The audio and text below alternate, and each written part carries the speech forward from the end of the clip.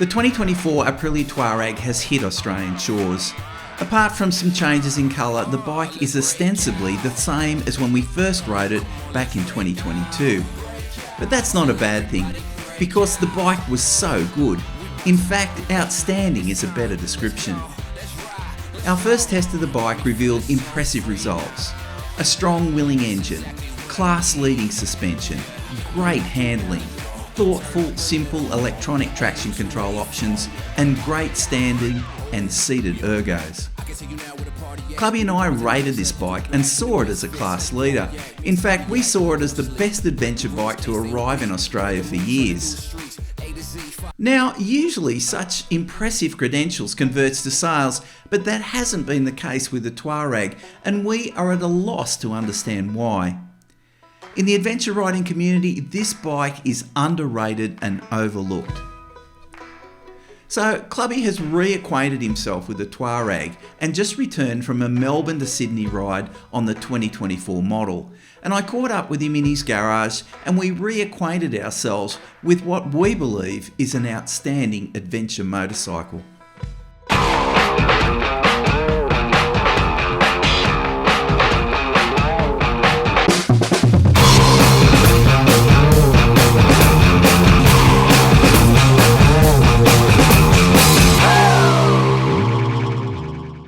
I've snuck into Clubby's garage. He's had the Tuareg.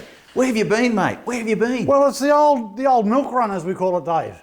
I'm flying solo this time, mate. So you missed my snoring for a couple of nights, didn't you? I know. No, the usual joint, mate. Pick it up from the Australian importer in Melbourne. And 2.5 days later, I was home back here in Sydney. And just one of those rides, you know, when you're on your own, you're flying solo, you're travelling light. Like, I didn't even have a tank bag, didn't even have a tail bag. I just had a backpack and a bum bag around my guts. I had no street clothes. So every night at the pub, I was walking in my dirty gear and just had a ripping good ride, mate.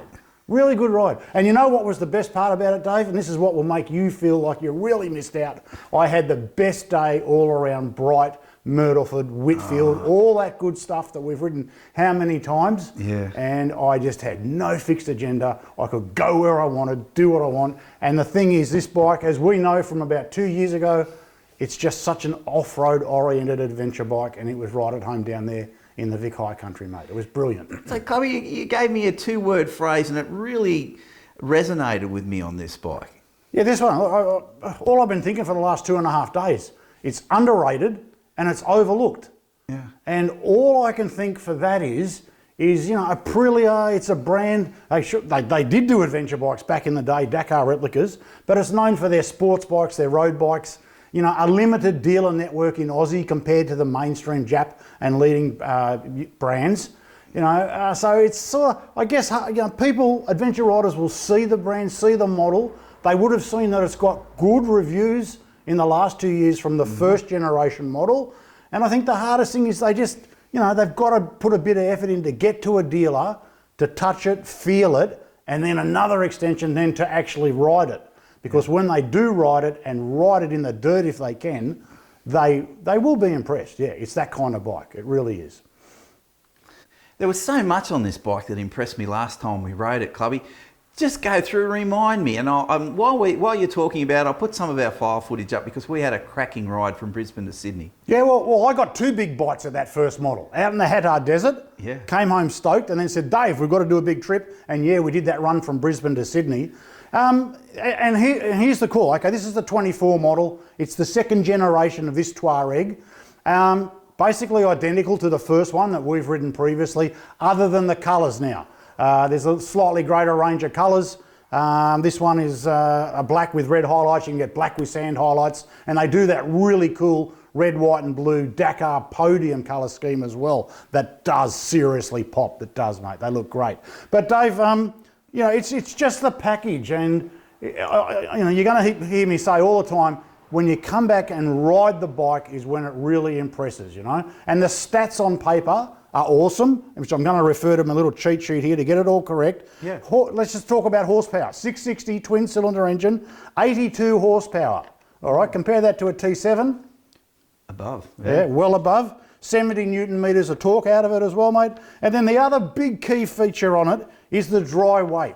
So Aprilia plug it at 187 kgs dry weight, 18 litre fuel cell, takes it up to then a claimed wet weight of 204 kilos. So again, the first thing that people will do, the maths, is compare it to a T7. So it's lighter than a T7, more powerful than a T7, and then it's KYB suspension both ends with 240 mils of travel, which again, do the comparo to the T7 or the World Raid, you've got more suspension travel and it's good quality suspension as well on this. Now, the other thing, we can go back to the fuel tank, because although it's got 18 litres, the fuel is really low, isn't it? Yeah. Well, this is airbox up here. The top 4 inches there is all airbox, and that's fuel tank all the way down here, down below your knees. The fuel pump's right here at the back of the fuel cell, underneath the seat, mate. Yeah, so they've got some really good, not only is it lightweight, but it's low weight as well, with the weight centralisation and mass distribution.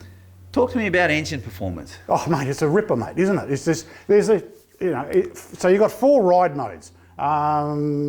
Urban, which is your all-round city riding. Explore, which is a more performance version of urban for all-round riding. Then you've got off-road then, which then adjusts the mapping, traction control, ABS, of course, for off-road conditions. And then you've got a 4th one called individual that you can tailor entirely to how you want those parameters set up.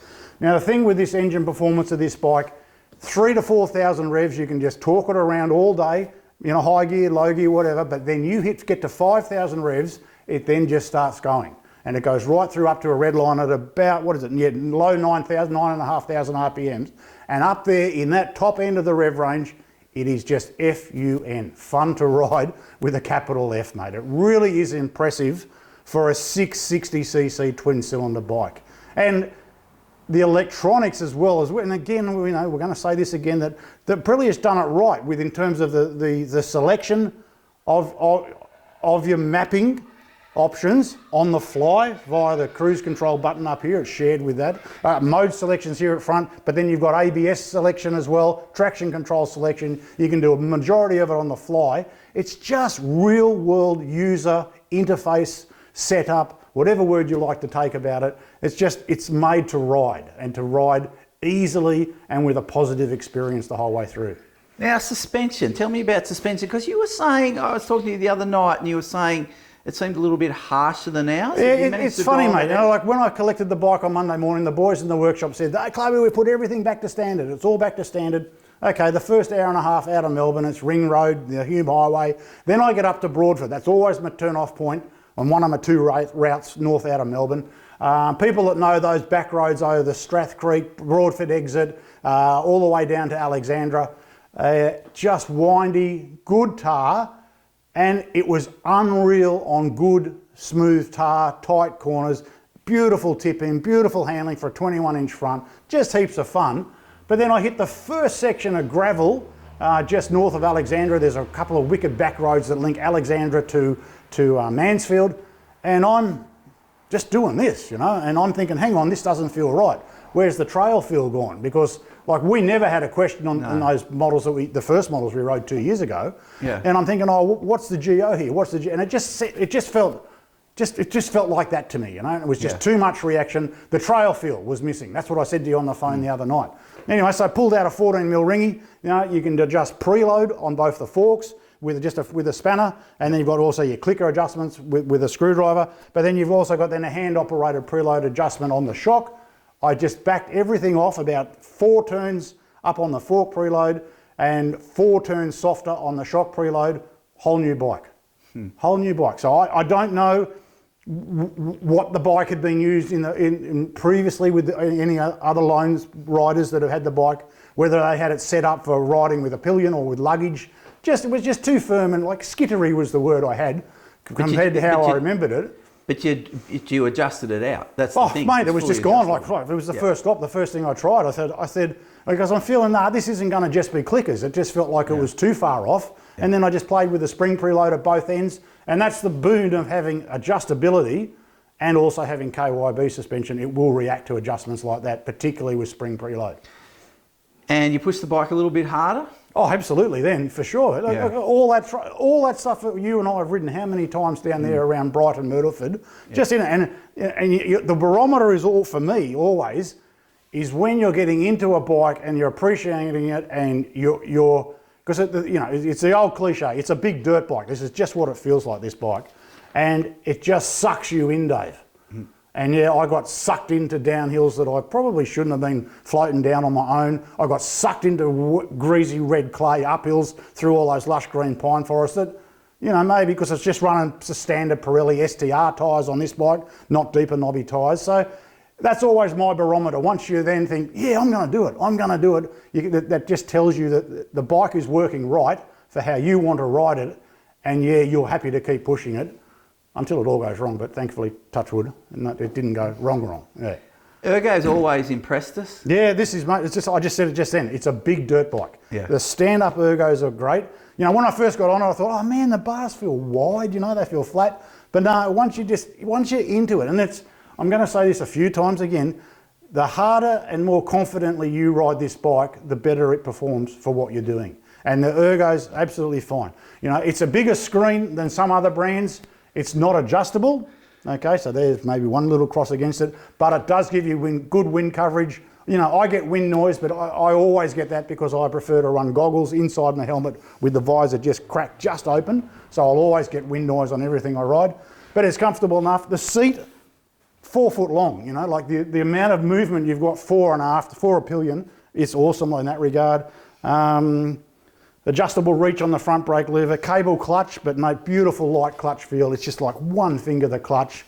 You can tell I've had an awesome 2.5 days riding at 1200 Ks, and just loved it, mate. Loved it. Yeah, really do like it a lot. Yeah.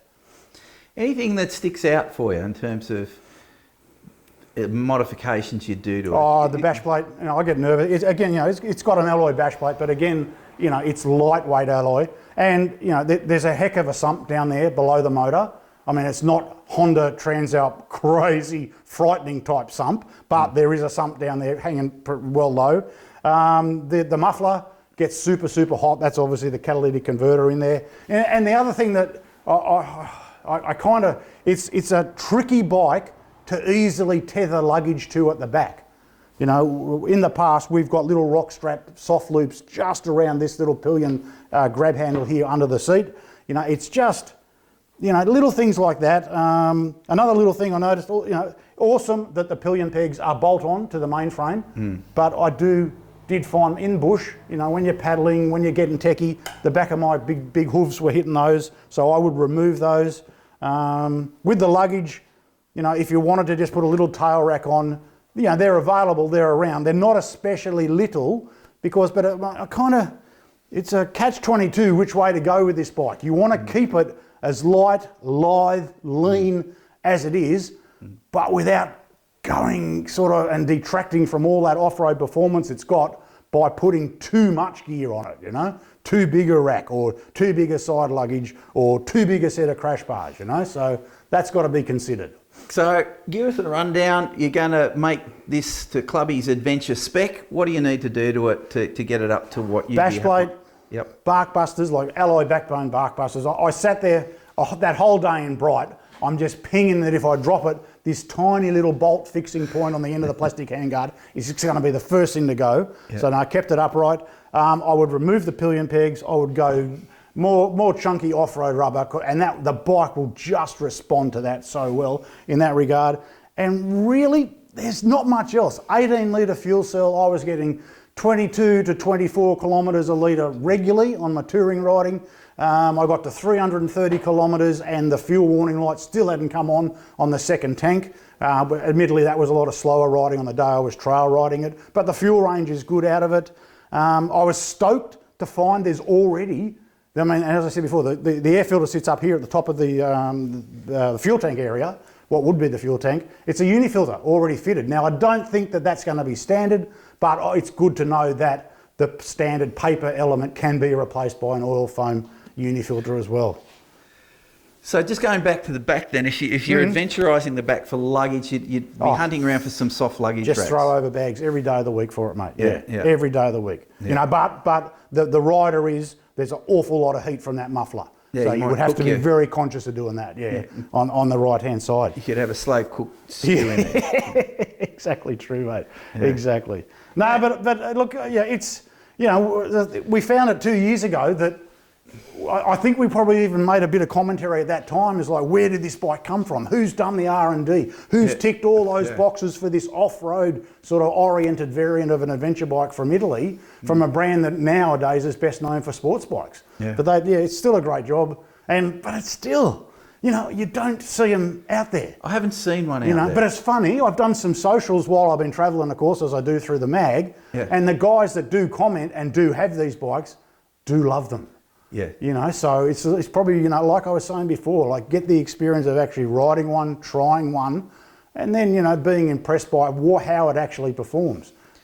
When you're looking at those socials, do you see any reliability issues? Because the bike's been out now. Well, to answer that question, no. But I haven't gone deep into other people's socials from finding like negativity or reliability or technical issues with the bike, no. So to me, that still is uncharted waters, unknowing, Dave. Yeah. All right, give us a look at this airbox, Clubby. Oh, yeah, it's got it. And you know the other little bonus with having your airbox right up here between your knees? The induction noise too. Always sounds trick. But yeah, so pop the seat with the key. That seat, the world's longest seat. Love this seat, just love it. It is comfortable. Take that out, and then basically this is the top of the airbox, but to get to it, okay, fuel cap has to come off because that airbox cover is retained by 1, 2, 3, 4 screws there, but then you've got to take 3 more out here at the fuel neck, because that's a total of 7 screws, so an amount of fiddliness. And then there's your air filter, but hang on, Dave, I'm going to just disappear out of camera for 1 minute, but I'll be back to show you the next piece. The lid of the airbox sits right in there. So there's your lid. And okay, so it's got another 1, 2, 3, 4 self-tapper screws that fasten it, that are down there in a bit of a recess, which would be easy to lose as you're going for them. But hey, the Italians, mate, they've got little capture cylinders here, just to keep the nuts there so you don't drop them down into somewhere that you're never going to bury them, drag them back out of. And then, then I was surprised just before to find, beautiful. And they have a unifilter foam element already in the bike. Isn't it? That's excellent. Yeah, exactly. So, and again, so there's the top of your actual fuel load. Is there, you know, before the fuel tank starts. So not only is it lighter than a Tenere, but the weight of the fuel is way down low, isn't it? Correct. Down at your knees, right down here at the bottom. This lower part is down there at your knees, mate. So look, there's so much thought's gone into the bike, and again, from an off-road perspective. You know, that's what really, impresses me, in that they've, they could have gone soft on and gone something way more road oriented, but this, it makes a ripping bike for Aussie conditions for sure. So for sure. Now brakes, Clubby, pretty impressive. It's just another good strong point for this bike, Dave. What are they? Dual 300mm Brembos up front, 260mm single on the rear. Just awesome. Like there's nothing else to say, Dave. Actually there is something else to say. They do stop you that well. But the spring rates, again, doesn't mean the front end dives like when you're on massive panic braking, especially on the tar. The quality of the ride matches the performance of the brakes. No, really good brakes, mate, really good. How much? So, 23,540 for this colourway. And then the other, the really trick red, white and blue one is another couple of $100 more. So, it's not crazy money. It's not cheap money, but I think like everyone right now, no one's talking rack retail prices, are they? No. This is the thing right now. So, what I had a dude comment on one of my socials that, I got my 23 model last year for 18 and change. So, wow. So there's deals out there to happen, but in terms of a list price figure, that's 23.5 grand for it, which is competitive. It's world raid money, isn't it, on a list price? Okay, it doesn't have quite the fuel range of a world raid, but in a lot of other areas, it's got specs and performance that will exceed a T7 for sure. My eyes kept dragging down to this business, 240 mils. Yeah, how are they? To be bragging about that, to make sure that the marketplace sees it. That's a decent bit of travel. And it's good travel. It's quality travel too, mate. Yeah, and I was stoked, like I said before, just backing off a bit of spring preload. Just made a whole new bike, and from there, I was away with it. Yeah, it was on. Yeah. Well, Clubby, our next ride together, we haven't ridden together for months now, have we? Because of certain circumstances, but we're back into it. Cameron's Corner is our next one. The Wild Wild West. Maybe a Royal Enfield test yet too. Oh, it's just like bikes left, right and centre, aren't there? You keep complaining about you haven't got enough space in your garage, mate. I've got the world's biggest garage and I'm bitching and whining about the same problem as well, mate. Exactly. But no, that'll be a ripping good trip, won't it? When's that? That's only a few weeks away now too. It's not far. That'll be soon, mate. That'll be soon. All right, mate. All right, let's go over the bike. Oh, Rolf, there's Bandit. Bandit the Wonder Dog. Look, there's a schnauzer going past his turf. Oh. Good boy. Sit. Bandit. Little man. He's got no fur. He's a cavalier, and the most fur on his body is on his ears. Well, he's a good dude. He's a good. And look at the guard job he's doing on the CF Moto, eh? Good little man. Good man. Bandit. Good All boy. right, let's You get just back sit there. to work. Sit there, Bando.